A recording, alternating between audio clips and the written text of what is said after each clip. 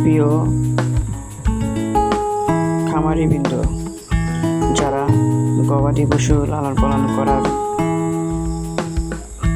ইচ্ছা পোষণ করেছেন, ইতিমধ্যে ভাবছেন আমি খামার করব, তাদের উদ্দেশ্য করে বলবো, অবশ্য খামার করার আগে আপনি খামার বিষয়ে গবাদি পশু লালন পালনের উপরে একটি প্রশিক্ষণ নিয়ে খামার করুন।